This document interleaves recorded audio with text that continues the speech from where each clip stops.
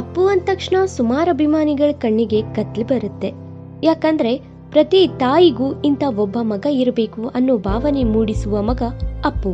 ಅಷ್ಟು ಜೀವನದಲ್ಲಿ ಸಹಾಯ ಅನ್ನೋ ಪದವನ್ನು ಹೇಳಿಕೊಟ್ಟು ಜೊತೆಗೆ ತಮ್ಮ ಸಿನಿಮಾಗಳಿಗೆ ಜೀವ ತುಂಬಿಸಿ ಎಷ್ಟೋ ಅಭಿಮಾನಿಗಳ ಮನಸ್ಸನ್ನು ಗೆದ್ದವರು.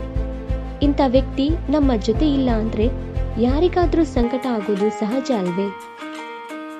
ಏನೇ ಆಗ್ಲಿ ಅಪ್ಪು ಅಜರಾಮರ ಬಿಡಿ. ಅಂದಹಾಗೆ ಜೇಮ್ಸ್ ಸಿನಿಮಾ ಸಿನಿಪ್ರಿಯರಿಗೆ ಮತ್ತು ಪ್ರತಿಯೊಬ್ಬ ಅಭಿಮಾನಿಯು ಯಾವಾಗ ಬರುತ್ತೆ, ಯಾವಾಗ ಕಣ್ತುಂಬ್ಕೋತೀವಿ ಅನ್ನೋ ತರ ಕಾಯ್ತಾ ಇದ್ದಾರೆ.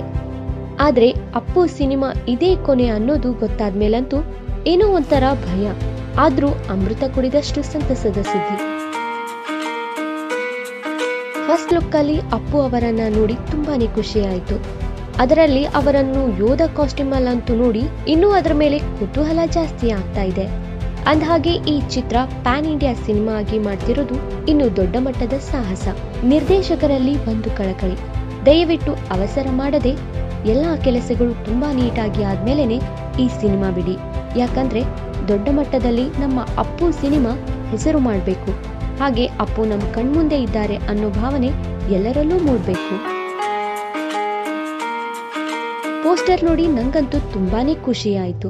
ತುಂಬಾ ಚೆನ್ನಾಗಿ ಮಾಡಿದ್ದಾರೆ. ಇದು ಒಂದು ಸಾಂಗ್ ಅಲ್ಲಿ ಬಂದು ಹೋಗೋದಕ್ಕಿಂತ ಅಪ್ಪು ಇಡೀ ಸಿನಿಮಾ ಯೋಧ ಪಾತ್ರದಲ್ಲಿ ಇದ್ದರೆ ಇನ್ನೂ ಎಕ್ಸೈಟ್ಮೆಂಟ್ ಜಾಸ್ತಿ ಆಗುತ್ತೆ. ಗೊತ್ತಿಲ್ಲ, ಕತೆ ಪಾತ್ರ ಡೈರೆಕ್ಟರ್ಗೆ ಗೊತ್ತು. ನಿಮ್ಗೆ ಪೋಸ್ಟರ್ ಹೇಗನ್ನಿಸ್ತು ಅಂತ ಕಮೆಂಟ್ ಮಾಡಿ ತಿಳಿಸಿ.